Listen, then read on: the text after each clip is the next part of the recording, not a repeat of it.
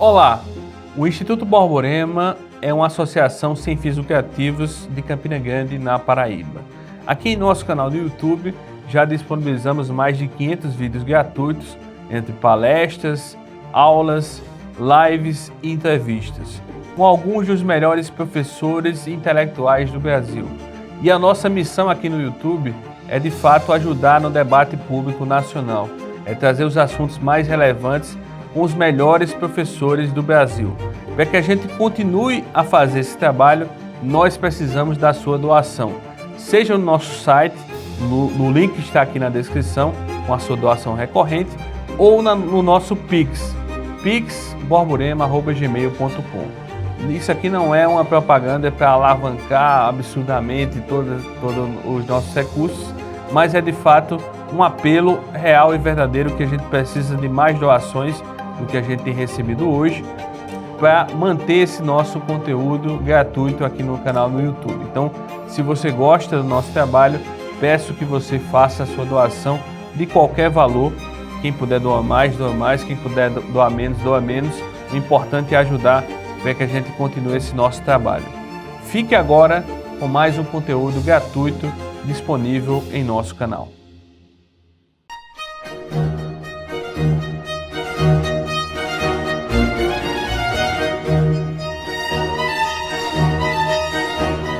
Olá pessoal, sejam bem-vindos ao canal do Instituto Borborema. Estou aqui em São José dos Campos entrevistando hoje Lorena Miranda Kutlak, que é poetisa, professora, mãe de 3 filhos e por causa dessas várias razões tem um monte de gente lá no Instagram da Lorena, um monte de gente fazendo os cursos dela e eu finalmente consegui essa obra raríssima, O Corpo Nulo, e olhem, invejem por favor, está autografado, que a Lorena muito gentilmente me deu. E eu gostaria de começar, Lorena, exatamente perguntando assim, porque, como eu te falava, quando comecei a ter contato com o Olavo, eu ia lá para o Facebook, então tinha aquelas pessoas que o Olavo nominava, né? E um dia apareceu a Lorena, depois eu também botei para seguir seu esposo, e várias outras pessoas. E eu li seus textos, depois os meninos foram falando, os meninos, quando eu falo, o Matheus, o Danilo, que você já tinha escrevido para a revista Vila Nova. E ficou essa coisa assim na minha cabeça, aquela persona que está ali, escreve uns textos no Facebook, que tem poemas, poxa, eu quero esses poemas, eu nunca consegui, finalmente hoje eu consegui. E daqui a pouco a Lorena, não que a Lorena tenha assumido, mas eu saí do Facebook, fui para o Instagram e quando eu vejo está a Lorena ali, respondendo caixinha de pergunta, falando de maternidade, de uns temas, digamos assim, mas não digo menores, mais cotidianos, mais cândidos, em relação às necessidades das pessoas e tudo mais. Isso me deu uma espécie de choque, porque, de fato, é interessante a gente tentar entender como esses elementos todos eles se unificam na sua persona, que é uma mãe, é uma poetisa, é uma educadora, uma pessoa que dá aula de escrita para criança, que dá aula de morfologia. Então, como é que você mesma, considerando a sua trajetória, você identifica a união de todos esses elementos? Bom, uma pergunta enorme, né? Não, mas peraí, antes de tudo eu preciso agradecer pelo convite, me senti incrivelmente lisonjeada. Primeiro por você querer sentar para conversar comigo aqui em São José, né?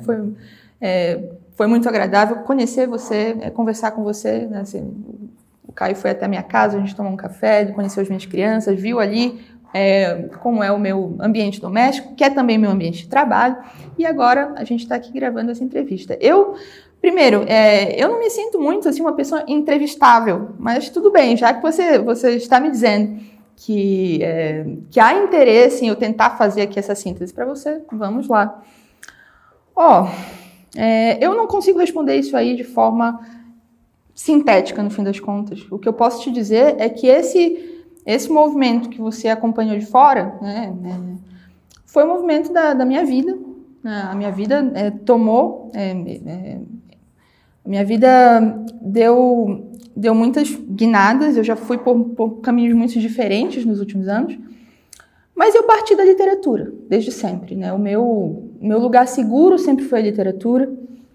Quando eu estava naquela fase esquisita da transição de pré-adolescência para adolescência, em que eu não sabia muito bem quem eu era, eu não tinha muitos amigos, eu não sabia o que eu queria fazer da vida, a única coisa que eu sabia era que eu gostava de ler. e que eu gostava de ler poemas. Isso aí eu descobri antes de saber, não fazia a mínima ideia se aquilo servia para alguma coisa, se aquilo era bom ou ruim, mas eu gostava, eu pegava os livrinhos meio que aleatoriamente e era o que eu gostava de fazer da vida, eu sempre gostei de ler. E gostei de ler especialmente poesia. E fazer faculdade de letras, que foi a minha primeira identidade, né? Fazer faculdade de letras para mim foi como que inevitável, porque era a única coisa que eu gostava de fazer era ler livros. Bom, então o que eu preciso, o que eu posso fazer da vida como profissão? Eu vivia na adolescência num ambiente o meu mundo interior era tão assim lírico, e eu vivia naquele mundo da fantasia, da poesia. Eu não conseguia divisar outra possibilidade senão continuar explorando aquilo, e eu achava que eu conseguiria fazer aquilo no mundo das letras, no curso de letras. Eu nem pensava em dar aula, eu não pensava em língua portuguesa como um caminho.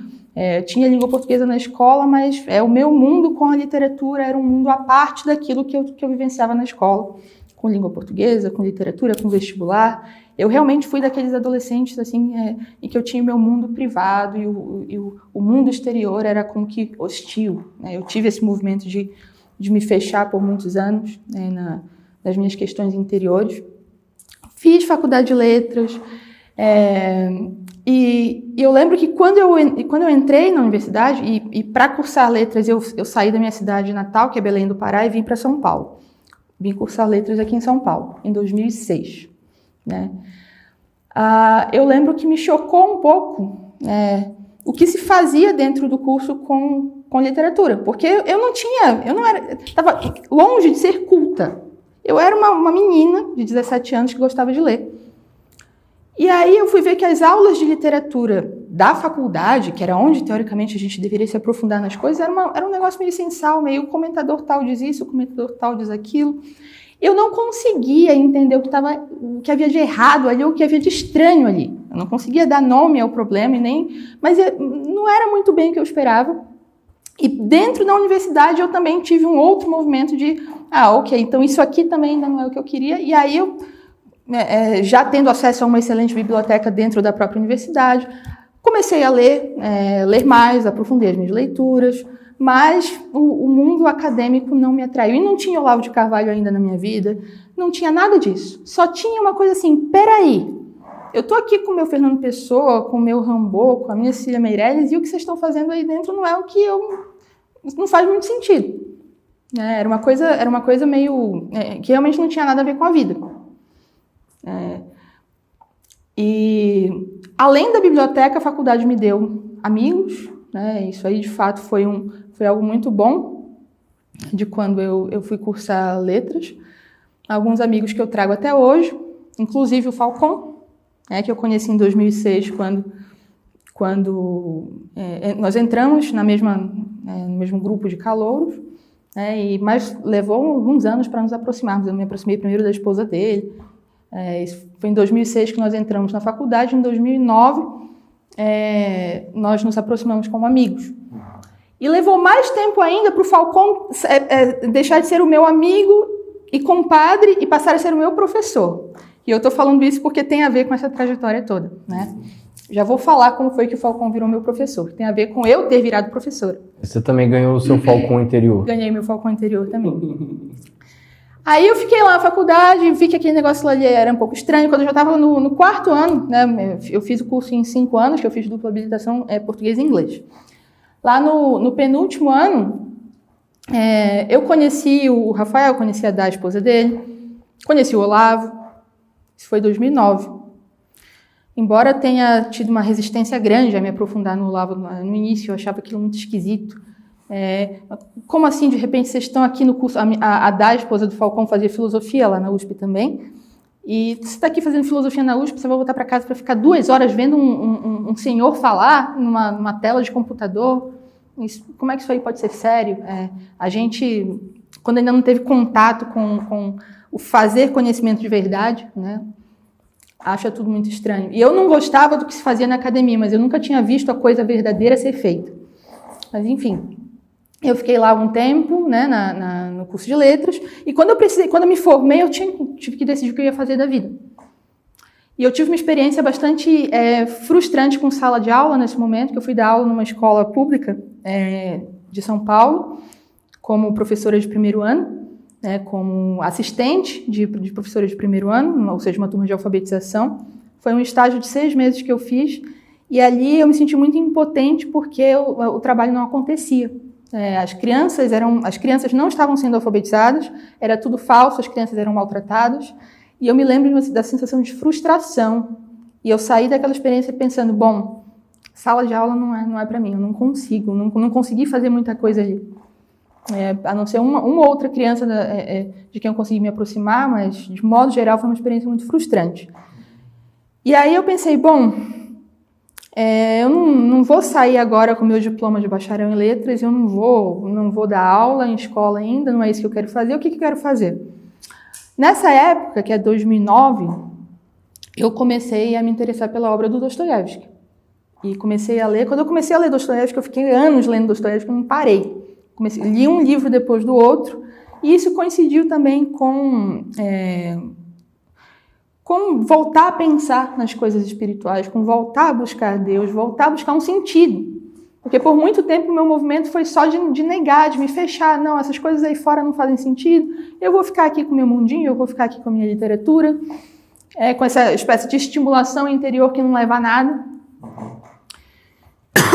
E passei por coisas muito difíceis, fiz muita besteira. Mas chegou num momento, que coincidiu ali com o fim da faculdade, que eu comecei a ler bastante a literatura russa, especialmente o Dostoiévski. E o Dostoiévski tocou em alguns pontos que, para mim, eram meus, alguns problemas que eram meus. E aí eu entrei de cabeça na obra dele, e aí pensei, bom, eu não sei o que eu vou fazer da vida, eu estou aqui me formando, estou me graduando, eu não sei o que fazer, eu preciso trabalhar, vou fazer mestrado. Vou renovar aqui a minha estadia na universidade. Foi assim que eu virei acadêmica de letras por algum tempo. Né? Imagino que você tenha tomado contato comigo na internet nessa época, porque foi uma época em que eu escrevia no blog Ad Hominem, junto com o Falcon, Gustavo Noge, Ronald Robson, a própria Day Falcon, e algumas outras figuras que também escreveram nesse blog por algum tempo. E isso que hoje é o meu trabalho na internet começou aí nos blogs. Esse blog foi um que alcançou um considerável público. O que a gente escrevia era lido pela bolha da direita. Eu sabia que no momento em que eu apertasse o publicar ali, muita gente ia ler o que eu escrevesse. E foi um momento em que eu comecei a receber alguns convites para a própria revista Vila Nova, convites para escrever em revistas ou dar palestras. Eu nunca aceitei dar palestras porque eu sou ruim de falar. Eu sou melhor para escrever, eu não sou muito boa de falar, muito menos para palestrar, assim. Mas aí eu me aprofundei no Dostoiévski, fiquei alguns anos estudando aquilo e, eventualmente, voltei para a igreja. Eu já era batizada desde nascida, mas absolutamente não tive formação, nem frequentava de fato a igreja. Então eu posso dizer que não posso nem dizer que eu me reconverti, eu me converti, né, ao catolicismo, me casei e me tornei mãe. Então,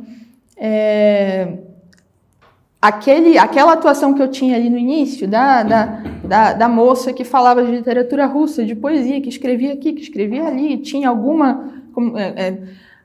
dentro dessa nossa bolha conservadora, algumas pessoas me conheciam. De repente, eu me casei e sumi também. Porque eu me tornei mãe. E depois que eu me tornei mãe, aquilo também não fazia mais muito sentido. A minha primeira filha tinha algumas questões de saúde. Logo no primeiro ano de vida, ela teve que fazer uma cirurgia cardíaca.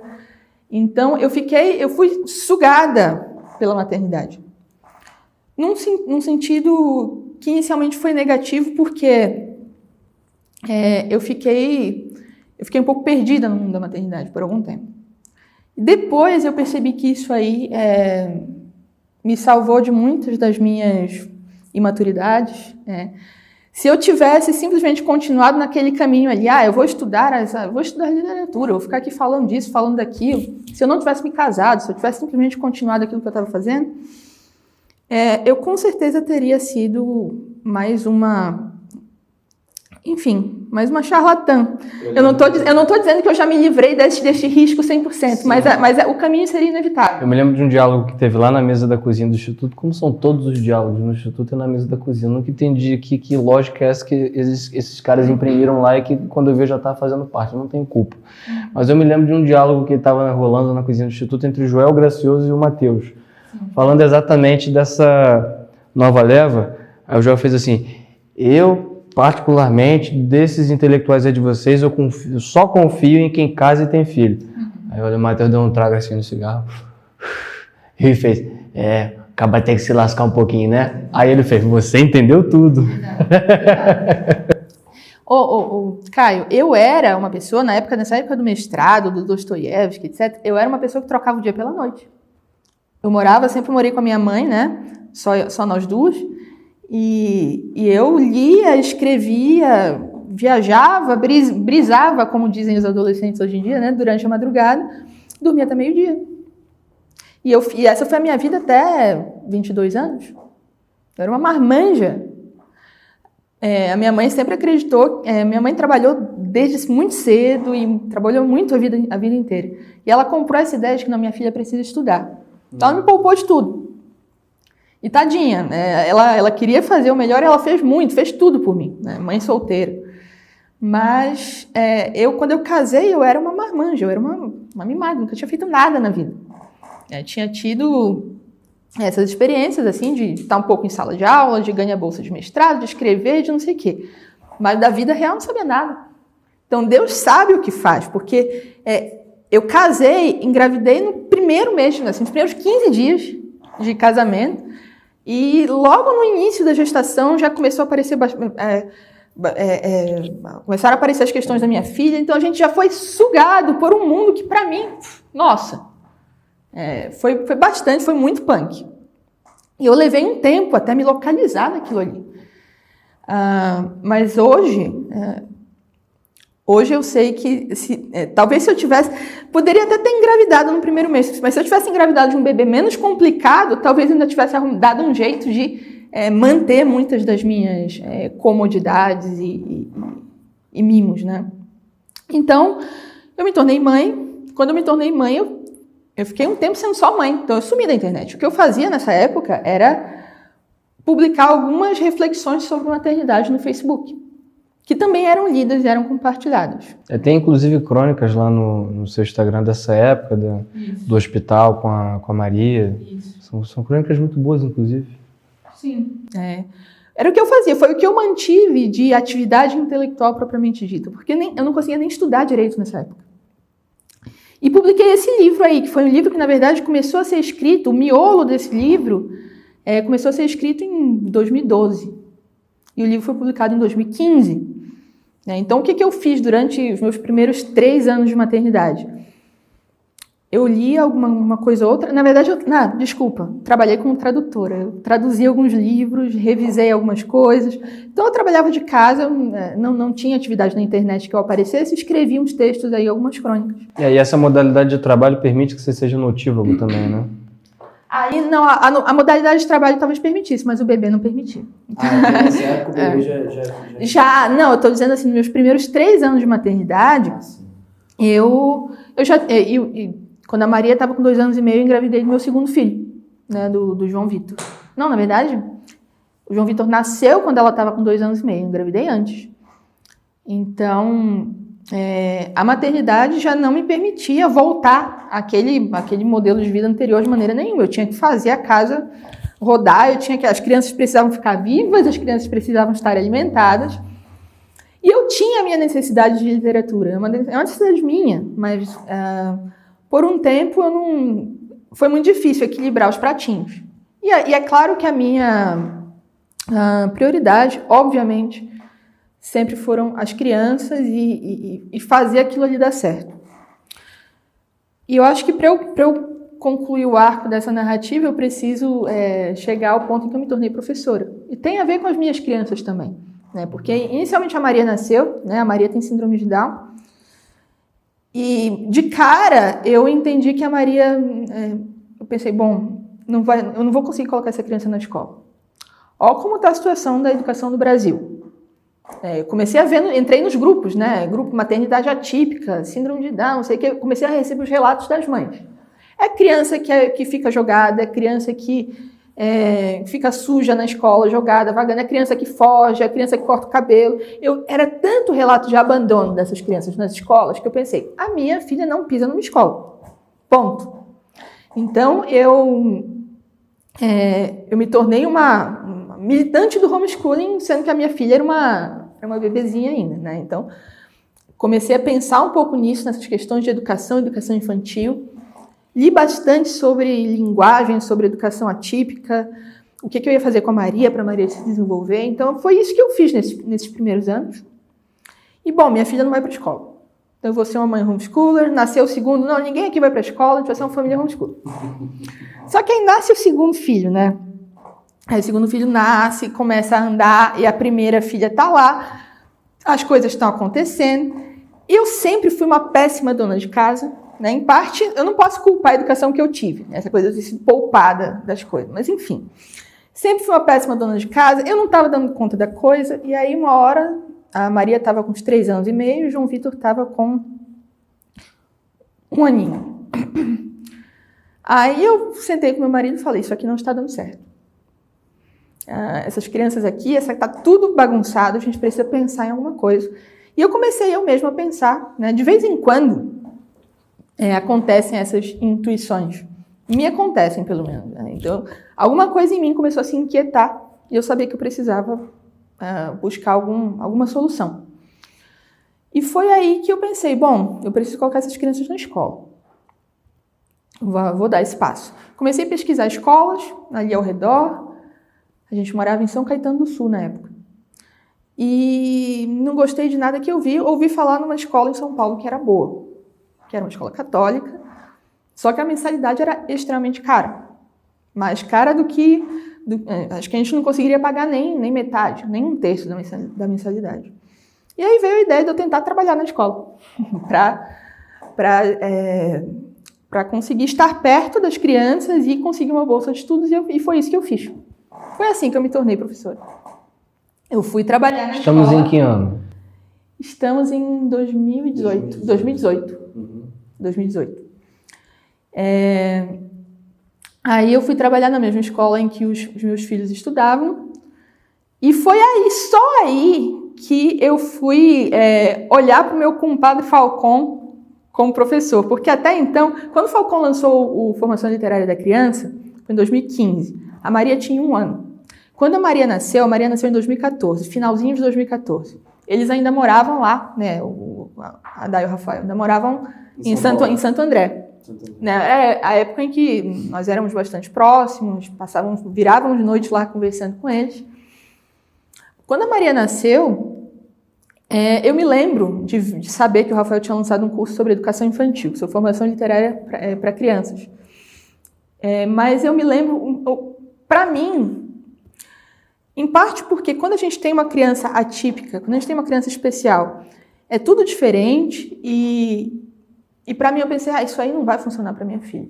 Eu me lembro que eu tive um movimento de rejeição, assim, eu não vou nem ver isso aí, porque isso aí eu vou ver, eu não vou conseguir fazer com minha filha. Aí eu fui estudar eu fui me meter com um negócio de Glendoman. Fiquei estudando Glendoman, fiquei fazendo método global, fiquei fazendo estimulação com palavrinhas, fui fazer curso, fiz um monte de curso. Negócio que hoje, se eu tivesse só lido em voz alta para a menina, teria sido muito melhor. Mas, enfim, a gente vai dando as nossas cabeçadas. Aí, enfim, quando eu estava dentro de uma escola, e aí eu tinha que dar os reforços de gramática para todo o ensino fundamental. Aí pensei, bom, eu sei isso aqui, né? Peguei lá, mano, tá, tinha livro didático, tá, sei isso aqui, vou aqui ensinar isso aqui. E eu vi que eu não sabia. Eu era mestre em letras. Eu fui dar aula de redação, eu fui dar aula de gramática, eu dava os reforços, e eu não sabia aquilo ali. Eu tive que estudar aquilo ali de novo. A gente sabe o que é um substantivo, a gente sabe o que é um adjetivo. Mas vai explicar para uma criança por que pronome indefinido, o que é um pronome indefinido, por que ele é um pronome. Não sabia aquilo ali. Nessa fase, eu tive que estudar tudo de novo. Eu tive que ir ver o que o Falcão estava falando. Eu tive que, enfim, buscar formação, basicamente. Uma formação que eu não tinha. E me levou alguns anos, na verdade. Porque, como eu estava ainda na escola, eu tinha que jogar com o que a escola me pedia, que é uma escola que ainda trabalhava com material didático, eu tinha que dar um jeito de trabalhar com material didático, então eu fiquei alguns anos ali patinando, né, tentando fazer a coisa funcionar. Como eu dava principalmente aula de redação, eu conseguia fazer um meio de campo ali, tinha material didático, mas eu dava produção de texto, levava literatura de verdade, onde o livro pedia tirinha da Mafalda e sei lá, e Luiz Fernando Veríssimo, Clarice Lispector. E, enfim, então, mesmo essa minha formação paralela foi se estendendo por alguns anos, enfim, mas foi aí que eu me tornei professora. E aí a frase que todo mundo fala, né, que parece que é a virada para muitas pessoas nesse momento da vida no planeta Terra. Pandemia. Aí veio a pandemia. Todo mundo virou homeschooler. Todo mundo virou homeschooler. E no momento em que veio a pandemia, eu não estava mais trabalhando todos os dias, né? Eu já tinha conseguido reduzir um pouco meu horário na escola, já estava melhor. Quando eu entrei, eu trabalhava 8 horas por dia. Então, eu estava longe das minhas crianças, eles estudavam em período integral. Eu estava lá, mas eu não era eu que estava educando. Aí, depois, eu consegui reduzir bastante meu horário. Mas eles ainda estudavam em período integral, porque é uma característica da escola. E seu marido também trabalhava, né? Também. Todo mundo trabalhando, CLT, bonitinho. E aí veio a pandemia, ficou todo mundo em casa. No início foi bastante caótico, mas eu não conseguia estudar com eles no início, mas eu estava com eles. E eu consegui conversar com as crianças. O João Vitor, que foi uma criança que demorou um pouco a falar, quando veio a pandemia, ele tinha feito 3 anos, ele fez 3 aninhos quando começou a pandemia. E ele estava começando a falar de modo mais articulado, ele demorou muito a falar. E eu me lembro dessa descoberta, puxa, meu filho está começando a falar umas frases mais articuladas, e eu estou aqui. A gente começou a fazer algumas coisas de consciência fonológica, eu comecei a trabalhar rimas com ele, coisa assim que eu não sabia nem muito bem o que eu estava fazendo, mas que, puxa, eu estava ali com ele. E com a Maria também, comecei a voltar a estudar métodos de alfabetização com a Maria, porque ela não tinha avançado na escola nesse sentido. E a coisa começou a fazer sentido para mim. Aí eu comecei a pensar, bom, o que eu estava fazendo com a minha vida, e na verdade eu estou falando disso aí, sendo que eu esqueci um detalhe. Em 2019, final de 2019, né, antes da pandemia começar, eu engravidei da minha 3ª filha. E quando eu engravidei da minha 3ª filha, que foi totalmente inesperado, eu me lembro que eu estava assim, eu já estava crescendo na escola, e eu estava assim, querendo pegar todas as aulas de redação, e eu ia me tornar uma especialista em redação para vestibular. Eu cheguei a cogitar virar corretora de Enem, porque eu queria conhecer o sistema por dentro. Então eu estava totalmente dentro desse modelo assim, de língua portuguesa escolar, bem assim, numa perspectiva tradicional zona, né? Isso que está aí.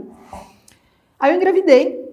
Quando veio a pandemia, coincidiu com o nascimento da minha 3ª filha e com a minha licença maternidade. Ou seja, eu não estava, como todo mundo, trabalhando home office, eu estava em licença. Então, eu, de fato, estava em casa com as crianças. Eu estava com a minha bebê recém-nascida, eu estava com os 2 mais velhos e a gente estava ali. Aí veio um convite que o Ítalo Marcílio me fez para escrever poemas. A minha neném, a minha 3ª, estava com 20 dias. O Ítalo Marcílio me mandou uma mensagem falando, preciso falar com você sobre trabalho. Aí pensei, bom, ele deve estar recrutando redatores, deve saber que eu traduzi uns livros aí, vai me chamar para isso. Só que ele queria que eu escrevesse poemas. E aí eu escrevi poemas para um livro que ele publicou sobre os 4 temperamentos. E isso aí foi uma chave. É o Elogio aos 4 Temperamentos? O Elogio aos 4 temperamentos. Esse eu não cheguei ali. Eu escrevi poemas para esse livro. E para mim isso aí foi importante porque eu percebi que eu poderia trabalhar naquela situação. Eu assumi o compromisso de entregar os poemas dentro de um certo prazo e eu estava trabalhando com literatura também. Ganhar para escrever poemas era um negócio que nunca tinha me acontecido e foi uma experiência muito boa. Eu estava com uma recém-nascida, com todo mundo trancado em casa, mas eu pegava o período noturno para trabalhar nos poemas. Foi muito gostoso fazer, foi muito bom. E depois que eu terminei esse projeto, eu fiquei assim, bom, peraí, eu consegui fazer um negócio que eu consegui ser altamente produtiva no meu período noturno. Eu estou ficando em casa com as crianças, está sendo tudo meio bagunçado, mas, enfim, tem alguma coisa acontecendo aqui. E aí eu comecei a pegar esse período noturno para estudar. Eu saí um pouco desse marasmo, já estamos, está tudo sendo cansativo, está tudo sendo isso, aquilo. Não, peraí, dá para fazer alguma coisa. Mesmo estando em casa, mesmo sendo uma mãe exausta que faz tudo, que cuida de criança, que cuida da casa, eu quero voltar a trabalhar de um modo que faça sentido para mim. Porque, no fundo, esse trabalho para o Ítalo fez sentido para mim. E o meu trabalho, o modo como eu vinha sendo professora, não estava fazendo muito sentido. Porque eu não estava vendo resultado. Você disse uma expressão há pouco, o que eu estava fazendo com a vida. Uhum. Me parece que nessa virada de chave, na verdade, era meio que assim, era o que a vida fazia com você e nesse ponto você começou Sim, um pouco a ser autora mesmo, né? Sim. Na verdade eu não sei, sabe? Não sei o quanto que... Parece que é sempre um jogo entre isso, entre as portas que se abrem e a gente que vai arrombando algumas portinhas, né? Talvez. Uhum. Mas, de fato, em relação ao meu trabalho, foi nesse momento em que eu consegui assumir as rédeas. Não só ficar fazendo aquilo que... Usualmente se faz. Aquilo que o quê? Que usualmente se faz. Você vai para uma escola, você quer crescer ali, você quer pegar aula, tal, eu quero conhecer o sistema por dentro. Exato. Aí veio também o Instagram, e eu tinha essa antipatia pelo Instagram que todo mundo tem, saudavelmente, inclusive. Quando a gente olha o Instagram de fora, como essa grande 25 de março, né? Eu acho absolutamente saudável ter esse movimento de recuo, porque, de fato, pode ser um ambiente virtual bastante inóspito. Mas eu lembro distintamente de sentir esse incômodo, o mesmo incômodo que eu senti no momento em que eu fui procurar uma escola para trabalhar, para levar meus filhos, eu senti que eu precisava fazer alguma coisa. Porque ao mesmo tempo a gente estava... eu senti que ali havia uma janela que estava aberta a partir daquilo que eu havia descoberto com o trabalho com os poemas do livro dos 4 temperamentos. E aí eu comecei também a trabalhar no Instagram. Não comecei a trabalhar no Instagram, comecei a tentar a fazer isso que a gente faz quando a gente quer começar a movimentar o Instagram, né? E, na verdade, o meu perfil era fechado. Era um perfil fechado, né? Só para amigos. Quando eu botei para público, eu tinha, 300 amigos e familiares. Quando eu abri para público, ele pulou para 1.000 e tantos seguidores, porque tinha uma galera que já tinha solicitado e eu não tinha aceitado, mas era uma galera que vinha do Facebook, que vinha do... Então, não foi tão difícil assim falar para uma audiência no Instagram, porque eu já tinha um passado na internet. E assim, eu digo às vezes que eu já tentei várias vezes fugir da internet, mas ela me persegue. Quando eu estava só sendo mãe, dona de casa, traduzindo livros, eu escrevia lá sobre maternidade, tinha 500 compartilhamentos. Então, esse negócio de algum modo faz parte, né, fez parte até hoje do meu trabalho. É a nossa circunstância, não tem? Sim. Todos nós. E aí eu comecei a mexer com o Instagram, comecei a conhecer mais de perto a comunidade homeschooler, que é a comunidade com a qual eu me relaciono principalmente, Sim. Mães que educam, pais que educam. Também alguns professores que, assim como eu, estão incomodados com o próprio trabalho, querem fazer mais, veem que o que estão fazendo segundo o modelo do sistema não dá certo. A gente está lá enxugando gelo e a coisa não anda. E aí comecei a falar bastante sobre poesia, comecei a gravar algumas aulas. E essas aulas eram simplesmente breves comentários sobre poemas.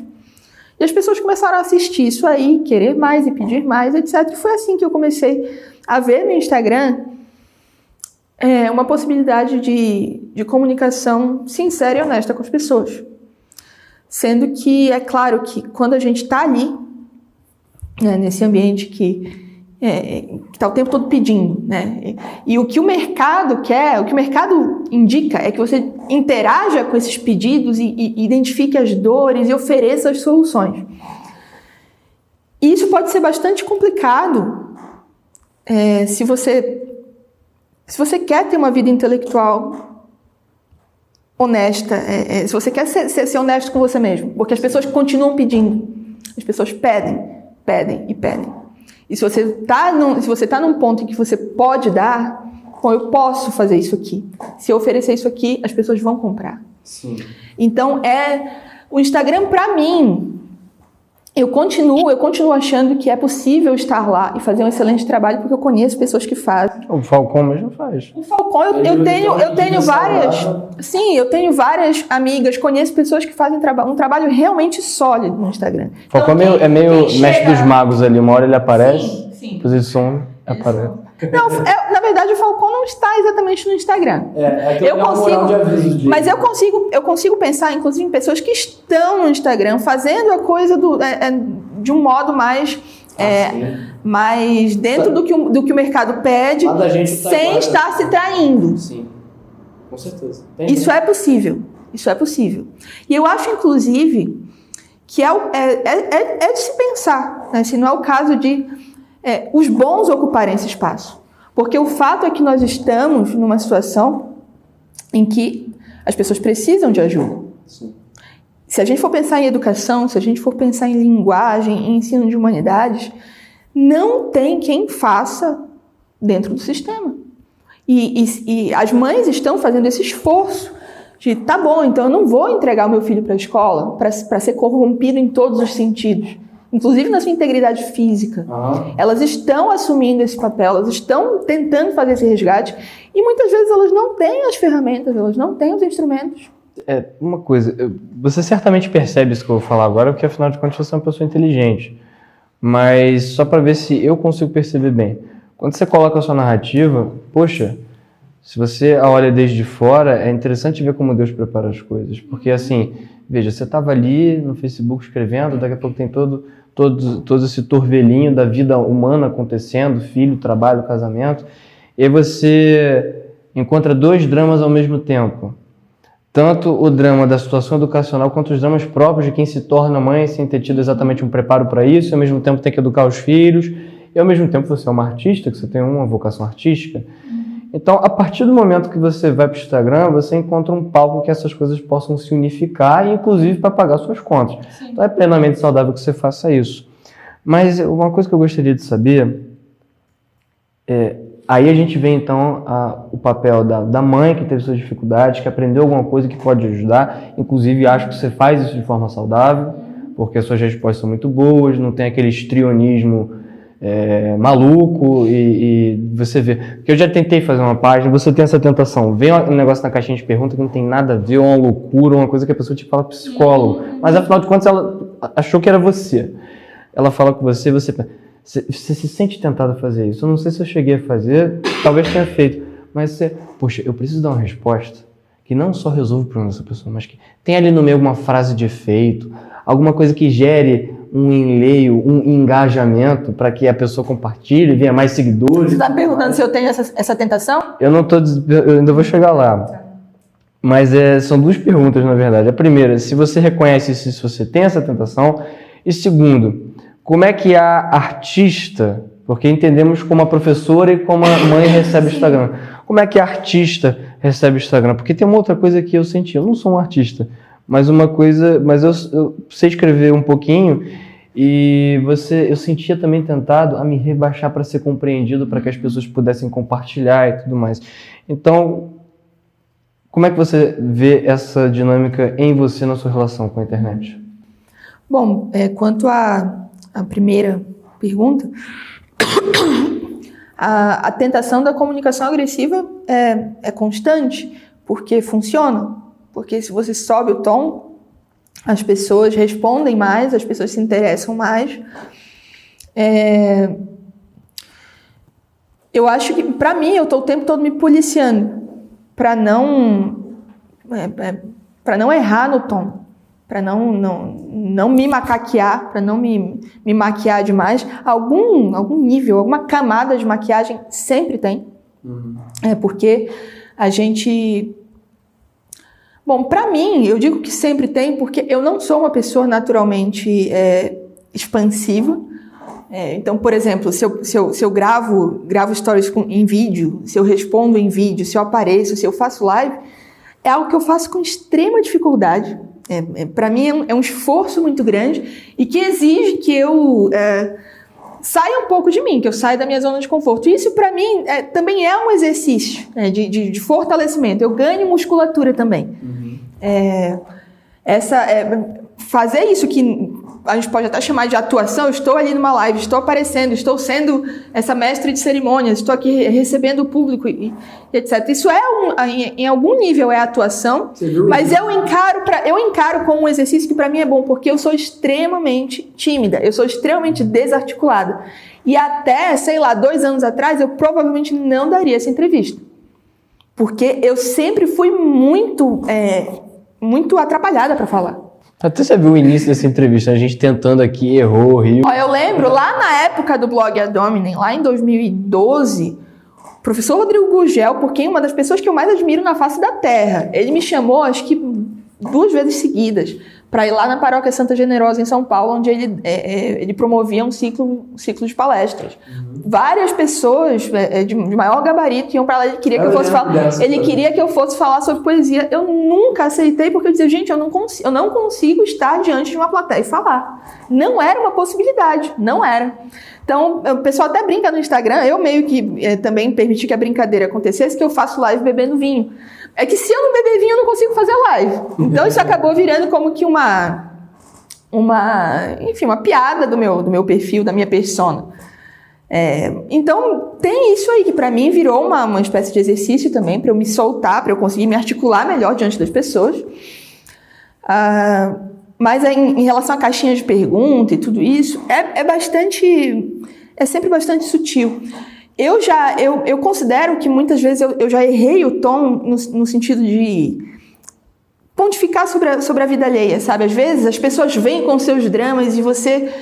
mas se você faz isso, se você faz aquilo, faça... Sabe, esse tom mais assim...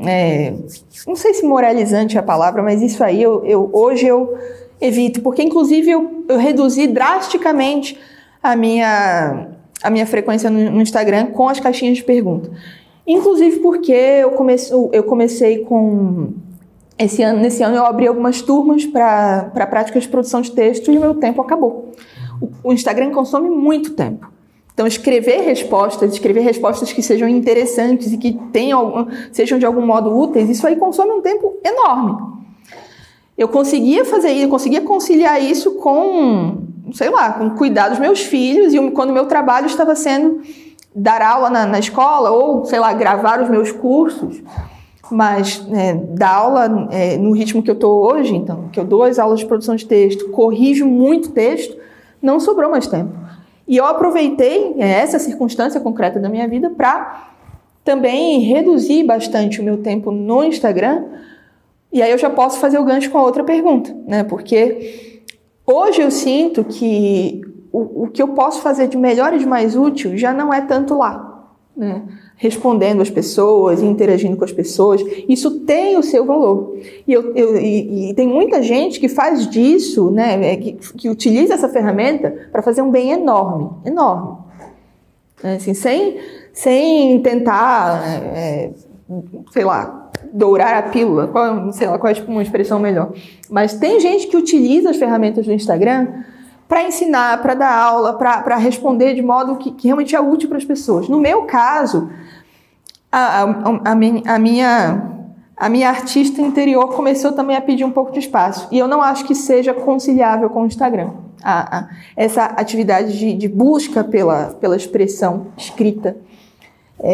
genuína e eficiente. Então, hoje, a minha ideia para esse ano, né, para esse ano de 2022, era dar aula, ler e escrever.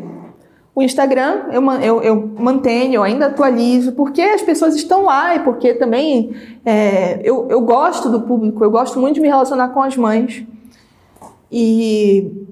Então, meu Instagram está lá, mas as perguntas, né, nas caixinhas eu diminui bastante. De vez em quando eu abro, porque começa a chegar muita pergunta por mensagem privada. Bom, então, já que é para eu responder em mensagem privada, eu vou responder em público para, pelo menos, ajudar as pessoas, enfim. Mas aquela atividade diária de responder, escrever, para mim, que trabalho com escrita, né, o que há de mim, o que há em mim de talento, se é que há algum, é na escrita, né? E esse tempo tentando fazer textos se adequarem ali ao formato de 2.200 caracteres, isso para mim me dói. Tudo que eu escrevi no Instagram até hoje é cortado, é decepado para caber no bendito do espaço. Na época do Facebook, quando o Facebook estava no auge, né, eu publicava muito textão no Facebook e as pessoas liam, mas aqueles textos enormes, que não tem limite no Facebook. Eu me sentia muito à vontade. Quando houve essa migração para o Instagram, eu fiquei muito assim, bom, aqui eu não consigo escrever. Essa aqui é uma rede social avessa ao texto. Como é que eu vou? De que modo eu posso estar aqui? Se o meu modo de comunicação é por texto. E, de fato, não tem muito como conciliar. Você consegue escrever essas respostas nas caixinhas, consegue falar com as pessoas, consegue escrever ali aquela mini crônicazinha de feed. Mas o meu modo de comunicação não cabe aí. E o fato de você estar gastando toda a sua energia, a minha energia é pouca. Eu sou praticamente... Eu preciso o tempo todo de estimulantes, eu preciso de café, eu preciso de vinho para eu estar de pé, porque a minha energia é muito pouca. Então, assim, se eu lavo um banheiro, eu tenho que deitar. Tem que ficar ali um tempo, porque acaba. Então, você gasta a sua energia naquelas respostas, naqueles textos, não sobra mais. Então, eu quero voltar a escrever a sério. Uma vez o Taiguara me falou uma coisa que talvez se aplique um pouco a você. Eu falei para ele, Taiguara, cara, você não pensa em dar um tempo com a advocacia tal, para você se dedicar à sua vida intelectual? Tipo, você já está resolvido com o trabalho, você pode se dar uma folga. Ele falou, eu já pensei nisso, mas eu não faço isso, sabe por quê? Por quê? Porque a advocacia me mantém na realidade. E aí você fala dessas relações virtuais, e eu entendo que elas têm a sua valia, ainda mais quando está todo mundo muito isolado. Mas as pessoas, algumas, podem acabar desprezando ou pondo em segundo plano relações reais, de comunidades reais, e esse manter-se na realidade. Eu acho que toda a sua trajetória foi tipo colocar você na realidade para você ter uma matéria mais viva para as formas expressivas, entende? E como é que você enxerga essa questão das relações reais, virtuais, a internet, que é uma coisa que ao mesmo tempo pode ser muito formativa pelas pessoas que estão lá, mas alienante por esse aspecto? Como é que você enxerga essa questão? Esse é talvez o grande drama da contemporaneidade, porque ao mesmo tempo, eu falei, né, que alguns dos meus melhores amigos eu conheci na faculdade, ali, né, pessoalmente. Mas, ao mesmo tempo, já naquela época em que até as redes sociais eram outras, a época do Orkut. Não sei se você lembra disso, você tem idade para usar. Cara, eu usei o Orkut. Você usou o Orkut? Mandei muito... Você tinha 12 anos na época do Orkut. Mandei depoimento, tipo, top é meu, fiz tudo isso. Mal conheci, já considero pacas. Eu paguei todos esses micos. Isso, na época que eu conheci a minha comadre Dai e o Falcon, porque o pessoal falou do Falcon, né? Eu gosto da Dai. Eu gosto do Falcon também, mas eu gosto da esposa dele.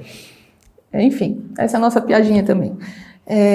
Mas era na época do Orkut. Se não tivesse a internet, talvez nem... Porque a gente conversava também pela rede social ali. E já tinha blog. Na verdade, eu só fui entrar em contato com eles porque eu tinha blog na época. Todo mundo tinha blog. E tinha lá a comunidade do curso.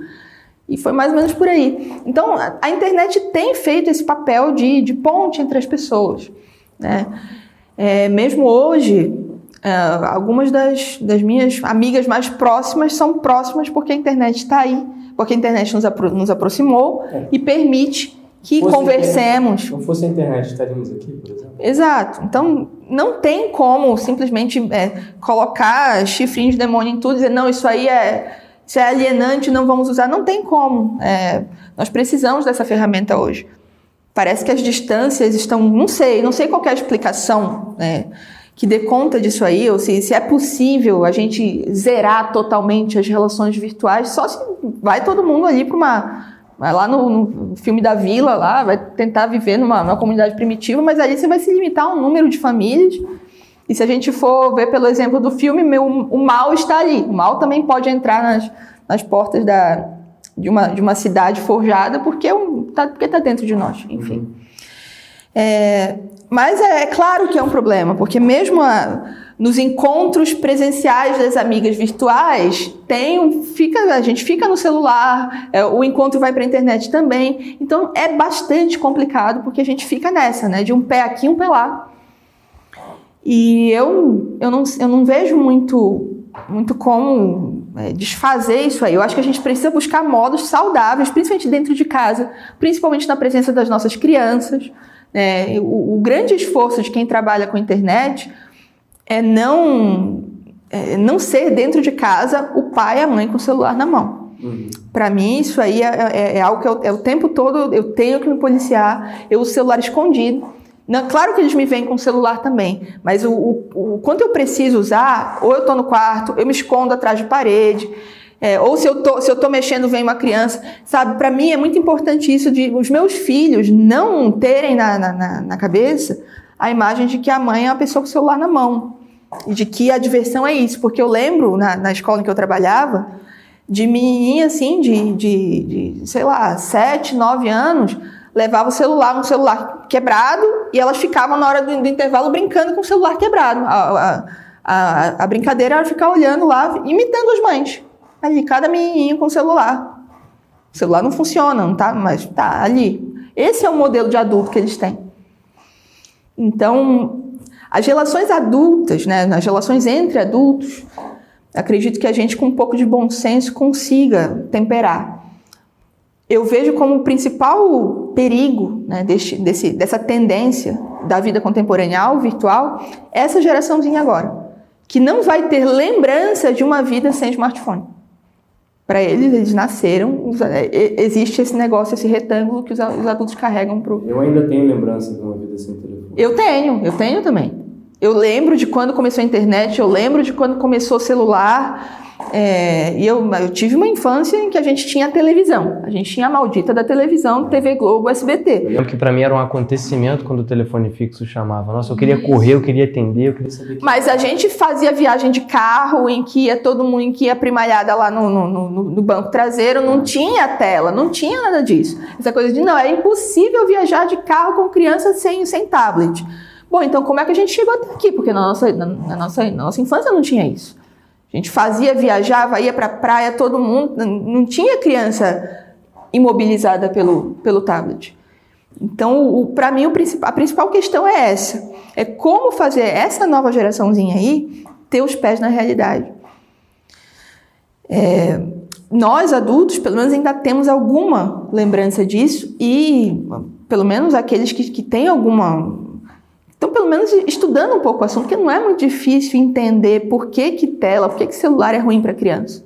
Não é muito difícil entender isso aí. Se o pai e a mãe tem um mínimo de bom senso, se vão parar para ouvir um pouquinho algo que vá além algo que não fique o tempo todo justificando esse mau hábito, né? Não tem como negar isso aí. Então, a minha principal preocupação é essa. Eu trabalho no Instagram, eu trabalho na internet, eu dou aula online. Isso aí faz parte da minha vida. Muitas das minhas amigas estão até em outros estados. Eu falo com elas por WhatsApp, nós temos os nossos grupos. Não tem como fugir disso aí. Quer dizer, talvez tenha, se a gente mudar radicalmente a vida que temos hoje. Mas eu quero, se Deus quiser, fazer com que os meus filhos tenham uma relação, pelo menos não danosa com isso aí. Até porque no nosso meio, a maioria dos nossos filhos, eles são crianças. Sim. São pequenos. Daqui a pouco vai ter 12, 15, 18 anos. Como é que vai ser? Todo mundo acha que o filho vai ser padre ou freira. Eu acho que algum vai ter que casar. Sim. Vai casar com quem? Com o seu vizinho que você não sabe quem é, porque ele mora ali do seu lado porque vocês têm a mesma condição econômica? ou vai casar com alguma, ou você vai fazer um casamento arranjado, então aquela família homeschooler lá do Acre, né, ele vai mandar, o pai vai mandar a moça. Manda a foto da menininha. Vai mandar a moça vir para cá para conhecer o jovem. Bem a fidalga, né? Então, assim, a gente vai ter que lidar com tudo isso. Sim. E tem que fazer essas projeções imaginativas já, porque assim, o São Tomás diz, né, é próprio do sábio ordenar. E você vê que a marca principal do professor Olavo, ele chegava dando nome às coisas. Então, só que o Olavo, o Taiguara uma vez até conversou com ele e ele concordou. O Taiguara é um filósofo cuja função era levantar problemas. Ele levantava problemas. Então tem um problema aqui na psicologia, tem um problema aqui na linguagem, tem um problema aqui na pedagogia, tem um problema aqui com a história, tem um problema aqui com a política, tem um problema aqui com você. E eu acho que, na minha perspectiva, cabe a nós, cada um, eu vejo isso, que você tem um espalhamento dos alunos do Olavo, cada um para um eixo que ele levantou, que é um encontro vocacional. Sim.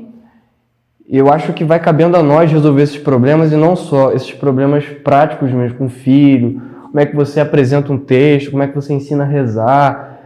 A gente tem que refazer tudo. Assim, pode parecer muito pretensioso falar isso, a gente tem que refazer tudo, mas isso é uma constatação. Pretensioso chega a dizer, eu vou refazer tudo. Não, eu só consigo fazer uma parte. Eu espero que outra pessoa consiga fazer outra, para outra pessoa conseguir fazer outra.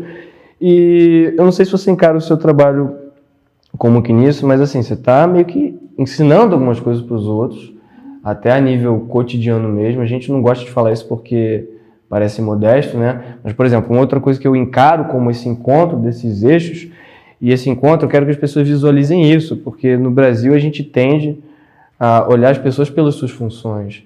E aqui eu não estou com a poetisa, eu não estou com a professora, eu não estou com a mãe, eu estou com a Lorena, que é isso tudo. Entende? Eu converso com todas elas juntos porque todas elas são uma coisa só. E isso é possível porque nós estamos aqui presencialmente também. Exatamente. Estamos aqui um do lado do outro. Porque quando a gente está na internet, necessariamente é uma faceta ou outra, tá? Talvez não tão assim, não tão 880, mas você não está inteiro ali. Você está apresentando uma parte de você, a depender da audiência, a depender do interlocutor. É um meio limitado, é um meio achatado, em muitos sentidos. Então, o professor Olavo mesmo falava da importância da amizade, só que ele é uma pessoa de outra geração.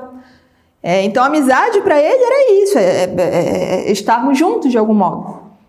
O que para nós hoje, o convívio entre amigos hoje em dia, para nós é totalmente normal que a amizade se dê por meios virtuais, com encontros presenciais pontuais. Porque é o que dá para fazer, porque está um num estado, outro no outro. Mas assim como cabe a nós restaurar a linguagem, restaurar a humanidade, pensar em todos esses problemas, oferecer soluções, a gente tem que dar um jeito de estar junto também, né, de oferecer para essas crianças ambientes de convívio. Eu vejo que o pessoal homeschooler se esforça muito, criam grupos, criam associações. Então as pessoas estão fazendo tudo que é possível. Mas iniciativas como escolas, institutos também são extremamente importantes. E isso está começando a acontecer, né? Parece que o pessoal realmente está casando, tendo filhos, e os filhos estão entrando em idade escolar, e as pessoas estão amadurecendo, estão tendo mais capacidade de administrar coisas complexas, né? Como escolas e institutos. Sim. Eu nunca estive à frente de uma iniciativa como essa, mas imagino que seja extremamente complexo. Porque eu abri uma empresinha, né? Só para dar conta dos meus cursos virtuais, cursos online, e qualquer coisa no Brasil é difícil. Você abre uma empresinha, você tem 1000 outros, ainda bem que eu tenho marido que cuida, porque eu não saberia. Tem que, é contador, não sei das quantas, é isso, é aquilo. É muito difícil. Mas parece que à medida em que as pessoas os anos vão passando, as décadas vão passando, e as pessoas vão amadurecendo, parece que também aqueles que têm o tino administrativo estão ocupando o seu lugar e as coisas estão começando a acontecer. Eu também tenho essa visão, mas tem uma outra coisa que eu gostaria de perguntar. Infelizmente, certas pessoas não trouxeram ou não avisaram a tempo que era para você trazer o outro livro que você organizou, o de Mães para Mães, e ali você é organizadora, tem um texto seu, tem um da minha querida amiga Inês, e de vários outros nomes ali de um certo brilho no Instagram. Você acha que esse livro já não é uma materialização de uma conciliação possível entre a expressão mais autêntica, sem limitação de caracteres e tal? Quer dizer, são nomes do Instagram ali. Sim. Esse é um livro que furou a bolha. E a história desse livro, na verdade, é que é um livro publicado pela Petra, que é um selo da Ediouro. E partiu da própria editora. Eles perceberam que havia esse movimento, que havia algumas vozes femininas fortes que estavam se comunicando ali na internet para um grande público. E partiu da própria editora esse convite para que pensássemos numa publicação que desse que trouxesse essas vozes para o papel. Porque o público está aí, o público existe, as vozes existem e o livro é insubstituível. Exato, o livro físico, o livro como objeto é realmente insubstituível. E eu entrei como organizadora eles queriam uma voz feminina que fosse capaz de dialogar com as autoras e ler os textos, selecionar, enfim, não necessariamente selecionar, mas ler, comentar, fazer esse meio de campo com as autoras. E para mim foi um trabalho maravilhoso, porque eu pude de fato olhar com mais cuidado. Eu conheço todas as moças, conheço todas, sei do que elas falam, converso com elas, posso dizer que sou amiga de todas. Mas eu pude também parar para olhar com cuidado, não só para textos de Instagram. Eu sei como é que elas respondem caixinha, eu sei como elas escrevem um texto aqui ou outro no feed, mas ali houve de fato um trabalho maior com criação. Então, o processo delas, às vezes eu fiz primeiro o convite e ao longo de alguns meses eu fui recebendo os textos e algumas diziam, não, travei, não sei o que fazer, não sei o meu tema. Então a gente foi fazendo esse trabalho de conversar, de dialogar, não, tá indo bem, vamos, segue por aqui, vai. E é muito diferente você não ter o limite de caracteres. O próprio texto da Inês é um dos maiores, acho que é o maior do livro, da Inês e da Marcela Samartin. E a gente tinha um limite, uma expectativa de extensão, mas posso entregar o dobro. Aí você lê o texto, o texto está inteiro, eu não vou pedir para você cortar. E aí o editor, que é o Hugo Langoni, que é meu compadre também, me deu carta branca nesses casos aí, não, pode, extrapolou o limite de caracteres, tudo bem, é livro, não é feed de Instagram. E eu tô sem o livro aqui, sem o de Mães para Mães aqui, mas é uma publicação muito interessante porque essa reunião de vozes. Então foi bem interessante e o que é bom deixar registrado. Todos os direitos autorais desse livro estão sendo revertidos para a Casa Mãe Imaculada, em Curitiba. A Casa Provida Mãe Imaculada. Então, as autoras cederam todos os seus direitos autorais, tudo que a porcentagem de cada exemplar queria para as autoras vai para a Casa Mãe Imaculada. Então, gente, vão atrás desse livro de Mães para Mães, se você já tem, compra para dar de presente, para ajudar o trabalho Provida, que vocês sabem como é que está o Brasil. Isso é importantíssimo. Antes da gente terminar, eu gostaria de deixar claro uma coisa. Eu falei com a Lorena, vamos fazer essa entrevista, porque ela vai por umas 2 horas. Não, eu não sou muito boa de falar, eu falo pouco, vai ser uns 40 minutos, 1 hora. Aí, olha que eu sei puxar o negócio. Eu estava certo e a Lorena estava errada. Mas a gente está falando o quê? Tem 40 minutos? Não, já tem mais tempo. E a gente vai ter que encerrar agora, porque ela tem que pegar nenéns e eu tenho que pegar um voo de volta para o Centro de Radiação Cósmica do Universo, Campina Grande. Mas eu queria agradecer, Lorena, e dizer que estou muito feliz de conhecer você e seu esposo. E eu tenho esse pensamento, e acho que muitos de nós também, né? Que um filho do Olavo mais quer é encontrar seus irmãos e vê-los bem. E eu fico muito feliz de encontrar você bem, seu esposo bem. E espero que, agora, acho que a gente tinha mais coisas para falar, eu ainda ia entrar em literatura, preferência, o que você está lendo, o que você está fazendo. Então eu peço para todo mundo que siga a Lorena, @LorenaMirandaCutlak. Lorena.Miranda_Cutlak. Cutlak, C-U-T-L-A-K. C-U-T-L-A-K. C-U-T-L-A-K, tá bom. Então, se você quiser dizer alguma coisa... Não, só agradecer, Caio, só agradecer. Fiquei realmente muito honrada, muito feliz pelo convite. Eu poderia estar em casa botando a minha neném para dormir, mas eu estou aqui conversando com você e trabalhando ainda mais fazendo esse exercício de musculação que é estar diante de uma câmera falando, mas deu tudo certo. Mas, fico muito feliz, eu sou muito, muito fã entusiasta de vocês do Borborema, sou aluna, estou lá na formação básica. E só desejo que vocês cresçam, dominem o mundo aí, porque vai ser melhor para o mundo se isso acontecer. Eu tenho uma coisa que eu disse, se o Falcão dominar o mundo aí vai ser melhor. Mas o Falcão precisa ter os seus braços, né? Tadinho, tá lá, magrinho, precisa ter. Nós somos boas pernas pro Falcão. Mas enfim, Lorena, eu quero te agradecer e vamos ver se a civilização ocidental dura até nos reencontrarmos. E aí a gente faz uma segunda parte para falar mais de literatura, falar mais da criação artística e hoje falamos mais de maternidade. Quem sabe nesse momento, se seja antes ou depois do Apocalipse, eu espero já ter aí algum livrinho novo pra gente comentar, porque eu preciso de tempo para fazer isso e é o que eu quero fazer. Quero voltar um pouco mais para a literatura. Então, a gente marca uma segunda parte quando isso acontecer. Maravilha. Então, pessoal, muito obrigado. Por favor, se inscreva aqui no canal do Instituto Borborema.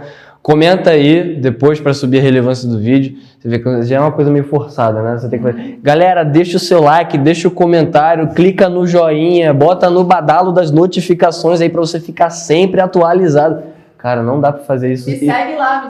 Dá uma moralzinha lá no Instagram, @Instituto Borborema. Entre no nosso canal do Telegram. E, por favor, também, o mais importante, olha aí na descrição do vídeo e faça uma doação para o Instituto, porque nós somos uma associação sem fins lucrativos e é aquela coisa. É de graça para quem recebe, mas não é de graça para quem faz. Então, gente, muito obrigado. Lorena, muito obrigado. E siga a Lorena também, conheça os cursos dela e adquiram de Mães para Mães. E se vocês tirarem na Mega Sena, né, que é um pouco mais difícil do que... Esse livro é um pouco mais difícil que a Mega Sena. Esse livro é muito 2015. Esse livro é muito 2015. Com isso nós encerramos, gente. Muito obrigado, valeu.